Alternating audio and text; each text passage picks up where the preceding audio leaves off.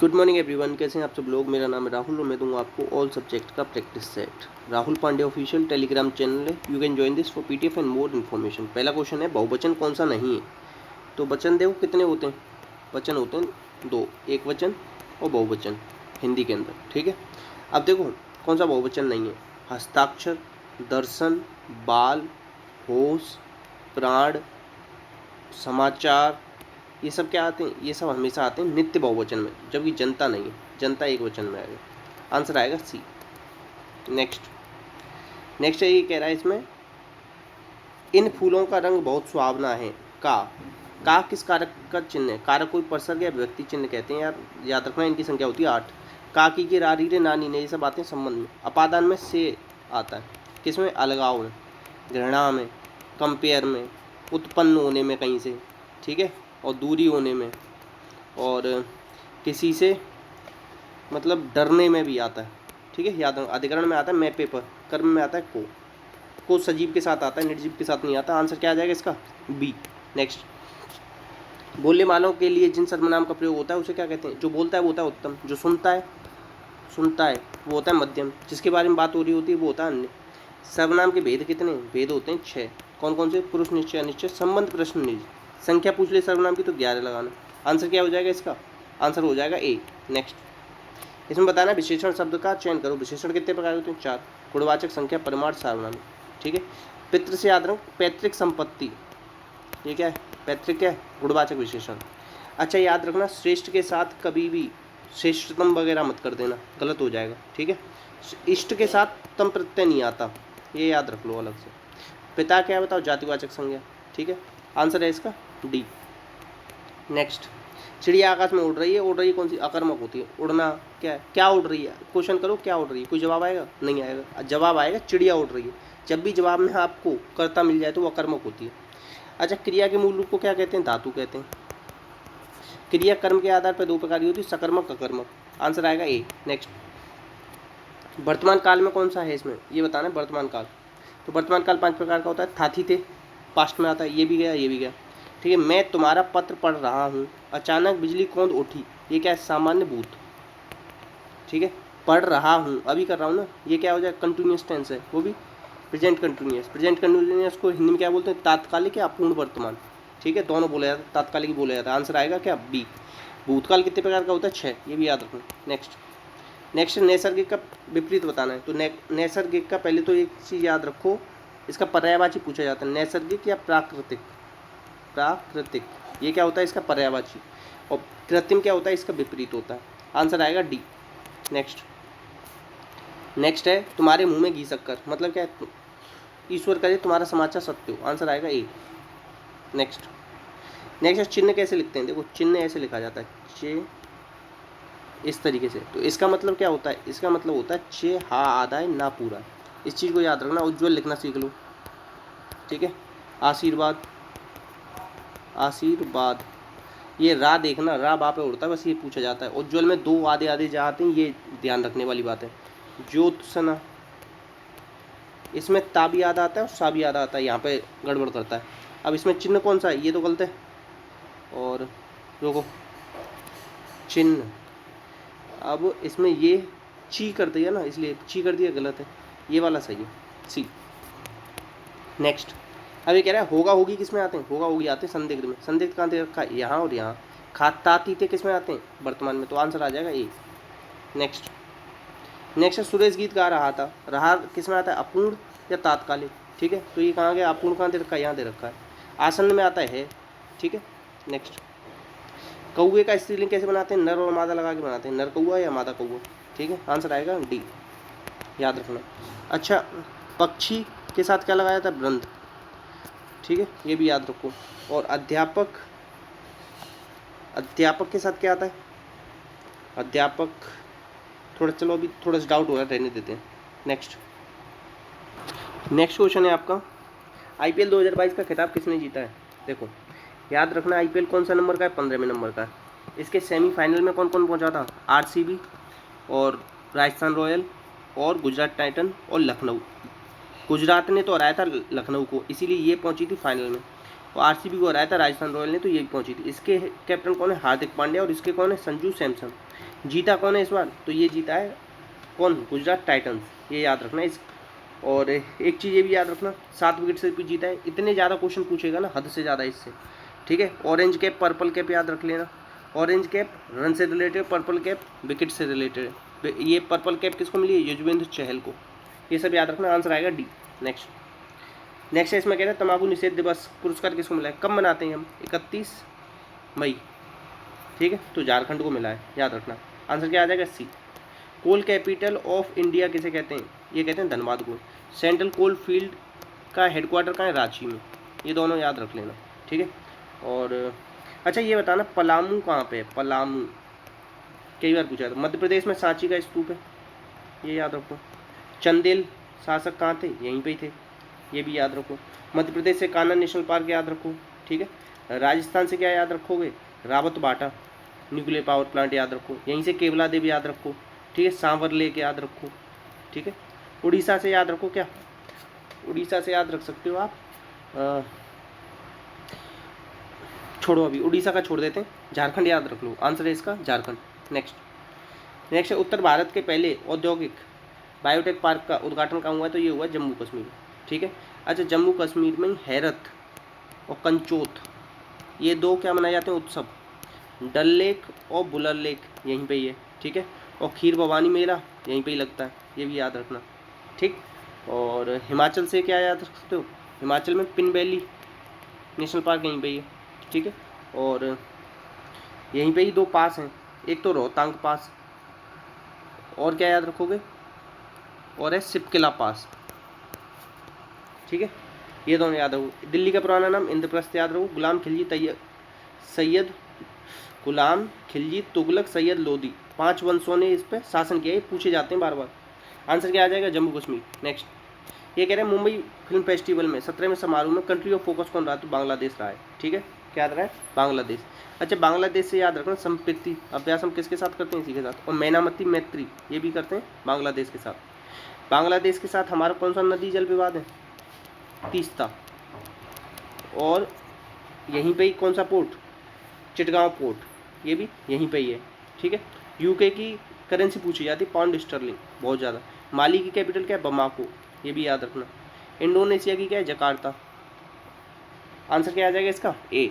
Next, China को पछाड़कर 2020-21 में 21-22 में भारत का व्यापारिक कौन बन गया? तो 119 बिलियन डॉलर का इसके साथ 0.4 का हुआ है, किसके साथ? अमेरिका के साथ। अच्छा, अमेरिका से ही मिसिसिपी रिवर याद रखो, इसका न्यूयॉर्क हडसन नदी के किनारे, ये याद रखो।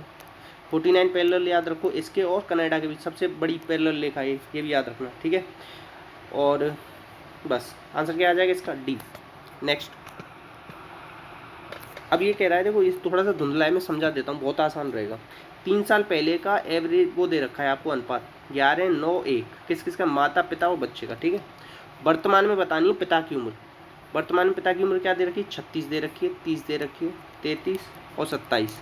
यहाँ पे अनुपात क्या दे रखा है? 3 साल पहले का 9।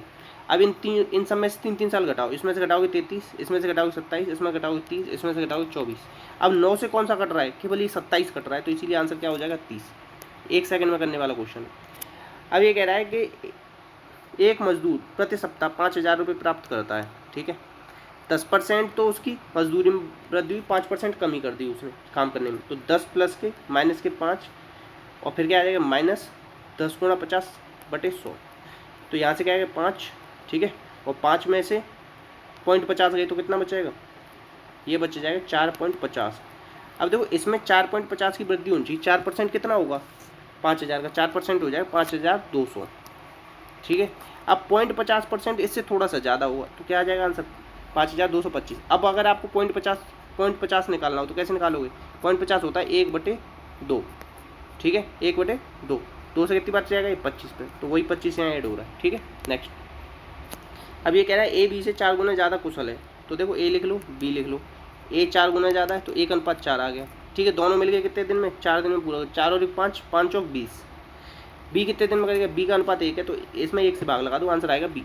नेक्स्ट, अब ये कह रहा है कि XYZ ये हो तो ये सब बताएं, तो देखो एक्स की जगह 1 रखो, इसकी जगह 1 रखो, इसकी जगह 2 रखो, बराबर हो गया। अब देखो यहाँ पे 1 + 1 - 2 2 दूनी 4 दूनी 8 प्लस 3 दूनी 6 और यहाँ तो 1 1 आएगा, ठीक है। 6 और 2 8, 8 में से 8 गए तो क्या आएगा 0। ये आप ऑप्शन रख के कर लेना, हो जाएगा बहुत जल्दी। अब ये कह रहा है कि एक परीक्षा में छात्र को 4 अंक मिलते हैं सही उत्तर देने पे, गलत देने पे 2 अंक कट जाते हैं। 40 प्रश्नों के उत्तर दिए, 100 अंक प्राप्त किए, 40 के ही सही सवाल सही सारे सही होते तो कितने नंबर मिलते उसे 160 मिले, कितने 100, कमी कितने की आई 60 की। 60 कम क्यों आए, क्योंकि देखो एक तो उसका 2 नंबर तो यहाँ कट गया होगा गलत देने पे, ठीक है, और एक क्वेश्चन ये चला गया होगा, तो 6 नंबर की गड़बड़ी हुई होगी एक क्वेश्चन करने पे। तो कितने क्वेश्चन उसने गलत दी, 6 दाई 10, तो 10 दी, ठीक है। अब इस तरीके से करेंगे इसे। नेक्स्ट, अब ये बताना है कि 8 12 18 28 से पूर्णतः विभाजित होने वाली छोटी संख्या बतानी है। 18 का मतलब है 9 दूनी 18, 9 से भी हो, 3 हो तो 5 नहीं हो रहा, 8 5 13 नहीं हो, 5 और 4 9, ये हो रहा है सी। नेक्स्ट, अब इसमें कह रहा है अद्वितीय हल यूनिक कौन कब होता है, A1/A2 is not equal to B1/B2। A1 क्या है 6 और A2 क्या है K, 6/K is not equal to B1 क्या है, इसमें B1 है -1 और B2 क्या है -2, तो ये इससे ये गया, और 6 दूनी 12, रुको, A1/A2 बराबर is not equal to minus is not equal to B1 अच्छा B1 तो ये है ना, B2 है 1, तो 2 से 3 बार जाएगा, तो K is not equal to आ जाएगा 3। नेक्स्ट कह रहा है 1 2 3 4 के अनुपात में 4 संख्याएं, उनका योग 16 दे रखा है, तो ये कह रहा है पहली चौथी, 4 तो 7 8 9 10, 10 की वैल्यू कितनी दे रखी है 16। अब कह रहा है पहली चौथी क्या है 1 और 4 मतलब 5, तो इसका आधा हो गया 5, तो इसका भी आधा आपका आंसर क्या आ जाएगा 8, आंसर आएगा बी। नेक्स्ट ये कह रहा है एक समबाहु त्रिभुज की ये दे रखी भुजाएं 13 13 ये 10 दे रखी है, इस पर देखो लंब डालो, ये 5 5 में 5 12 13 ट्रिपलेट होता है, 12 5 60, क्षेत्रफल क्या आ जाएगा 60। समबाहु त्रिभुज के फॉर्मूले लिख लो, क्षेत्रफल का होता है √3/4 A², √3/2 A, ये क्या होता है इसकी हाइट, A/√3 ये परिवृत्त की त्रिज्या, अंतर्वृत्त की त्रिज्या होती है A/2√3। ये चारों फॉर्मूले लिख लेना किसके, समबाहु त्रिभुज के, बहुत ज़्यादा पूछे जाते हैं। नेक्स्ट अब इसमें कह रहा है कितने त्रिभुज हैं, तो देखो यहाँ से 3 बनेंगे, यहाँ से 3 और यहाँ से 1, तो आ जाएंगे 7। नेक्स्ट, अब इसमें देखो G का 7, A का 1, T का 20, ऐसे ही 4 15 15 और ये क्या आ जाएगा 18, 4 15 15 18 ये आ जाएगा। नेक्स्ट, अब ये कह रहा है कि इसके मिरर इमेज बताओ, तो 1 1 2 3 3 रेखाएं हैं, अब इसमें 2 ही रह गई, इसमें भी 2 इसमें भी 2 इसमें ही 3। नेक्स्ट, अब इसमें कह रहा है इसमें कौन सा अलग है, तो देखो ये 2 रेखाओं से मिलकर बना है 1 2, ये भी 2 से, ये 1 2, अब इसमें कितनी 1 2 3 4, तो इसीलिए कौन सा अलग है डी। नेक्स्ट, अब देखो ये मैं कुछ अच्छे क्वेश्चंस लाया हूँ आप लोगों के लिए, जो इंटरेस्टेड हो वो पढ़ लेना। न्यायपालिका के बारे में पूछा जाता है, ठीक है, तो उच्चतम न्यायालय का गठन अनुच्छेद 124, ये क्वेश्चन याद रखना यहाँ से, ठीक है। अभी और क्या याद रखो, उच्च न्यायालय कितने हैं अपने यहाँ, उच्च न्यायालय कितने, तो 25 हैं, ये याद रख लेना। नेक्स्ट क्वेश्चन पूछा जाता है कि सबसे अधिक समय तक उच्चतम न्यायालय में कौन रहे थे, तो ये रहे थे यशवंत विष्णु चंद्रचूड़, और सबसे कम दिनों तक कम से कमल याद रखो, कमल में तो अपने आप ही कम आ रहा है, ठीक है, ये याद रखो, आंसर आ जाएगा क्या, सबसे ज़्यादा समय तक यशवंत और कम समय तक कमल, ठीक है। नेक्स्ट क्वेश्चन है, अब ये कह रहा है कि दिल्ली के बाहर कहाँ कहाँ बैठक हो रखी है इसकी सर्वोच्च न्यायालय की, तो हैदराबाद और श्रीनगर में, ये क्वेश्चन याद रखना। नेक्स्ट है, ये कह रहा है कि परामर्श मतलब ये कह रहा है कि सार्वजनिक परामर्श कब ले सकता है, परामर्श लेने वाला अनुच्छेद पूछा जाता है कि परामर्श का अनुच्छेद कौन सा है, तो परामर्श का अनुच्छेद है 143, ठीक है, ये याद रखो। अब ये कह रहा है अभिलेख न्यायालय, तो 129 में अभिलेख न्यायालय का स्थान प्राप्त किया है इसे, 129, ये डायरेक्ट क्वेश्चन पूछे जाते हैं, वो बता रहा हूँ बस।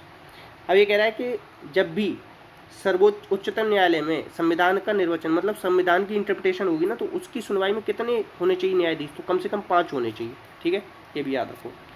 अभी उच्च न्यायालय की बात आ गई, उच्च न्यायालय कहाँ दे रखा है 214 में, अब देखो वो दे रखा था 124, देखो ऐसे समझो, कहाँ गया, ये रहा, देखो 124, ये 124 है, और तो उच्च न्यायालय किसमें आ जाएगा 214, इसको बस इधर ले आओ, इसको इधर ले आओ, ऐसे याद रख लेना। नेक्स्ट है, हाँ, अब ये तो मैंने बता दी 25 हैं अभी अपने हाई कोर्ट।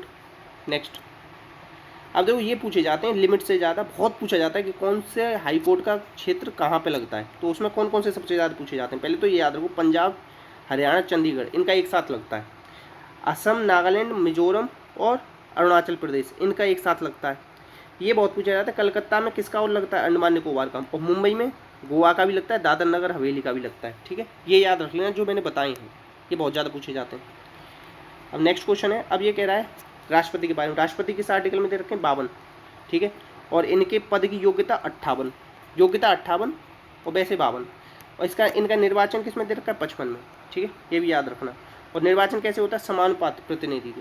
और इनके निर्वाचन में कभी भी वो जो होते हैं ना, हम लोग खुद से मनोनीत कर देते हैं, वो सदस्य भाग नहीं लेते, और ना ही विधान परिषद के भी नहीं लेते। अब ये राष्ट्रपतियों के नाम दे रखे हैं, कुछ इंपॉर्टेंट है। पहला याद रखना राजेंद्र प्रसाद और दूसरा राधाकृष्ण। अब ये याद रख लेना, इसमें कौन सा? नीलम संजीव रेड्डी। ये मनु खुद से ही निर्विरोध चुने गए थे, इसलिए पूछा जाता है। फखरुद्दीन इसलिए पूछा जाता है क्योंकि इनके टाइम पे इमरजेंसी लगी थी। ठीक है, अच्छा अब एक चीज़ और याद रखना नेक्स्ट। अच्छा यहाँ पे देखो, अनुच्छेद 77 में ये लिखा हुआ है कि भारत सरकार की समस्त कार्यपालिका किसके नाम से होंगी कार्यवाही? ये सब होंगी राष्ट्रपति के नाम से। ठीक है, 77 में, ये याद रखना थोड़ा। अब महाभियोग किस पे? राष्ट्रपति पे। एक अनुच्छेद 61 में चलाया जाता है, 14 दिन पहले उसे सूचना दी जाएगी, ये भी याद रखना। ठीक है, बहुत ज़्यादा इंपॉर्टेंट है। नेक्स्ट है, अब ये कह रहा है कि अगर राष्ट्रपति न रहे तो उपराष्ट्रपति न रहे तो सुप्रीम कोर्ट का चीफ जस्टिस, और वो भी ना रहे तो वरिष्ठतम इसके कार्यों को संपादित करेगा, ये लिखा हुआ है इसमें। ठीक है, ये याद रखना। अब ये याद रख लेना कि राष्ट्रपति किस किस की नियुक्ति करता है। देखो वैसे तो सबकी आपको पता होगी, मगर ये वाला इंपॉर्टेंट है, सर्वोच्च और उच्च न्यायालयों के न्यायाधीशों की। उच्च वाला भी याद रखना, बहुत बारी से गवर्नर से कन्फ्यूजन कर लेते हैं लोग। ठीक है, अब ये याद रखना कि इसकी शक्तियाँ। धन विधेयक किस में दे रखा है? 110 में, ये बहुत पूछा जाता है। 108 में संयुक्त बैठक ये बुलाता है राष्ट्रपति, और अध्यक्षता कौन करता है 108 में? ये लोकसभा का अध्यक्ष, ये भी याद रखना। और अब ये कह रहा है कि जो आंग्लों को मनोनीत करता है ना, वो 331 में मनोनीत करने का यहाँ है। अध्यादेश कैसे जारी करता है? 123। अध्यादेश ऐसे समझो, संसद का सत्र चल रहा होगा तब नहीं कर सकता, संसद के सत्र के शुरू होने के 6 सप्ताह तक वो अध्यादेश जारी रहता है। ठीक है, नेक्स्ट क्षमादान कब कर सकता है? 72 में। ठीक है, और महायोग किस पे लगता है? 61 में, और क्षमादान 72 में। ठीक है, ये याद रखना। इतने ही क्वेश्चन थे, तो प्लीज़ शेयर करना, सपोर्ट करना। वीडियो अच्छी लगी हो तो लाइक करना, अपना का ध्यान रखना, छोटों को प्यार देना और महिलाओं को सम्मान देना। इसी के साथ जय हिंद जय भारत।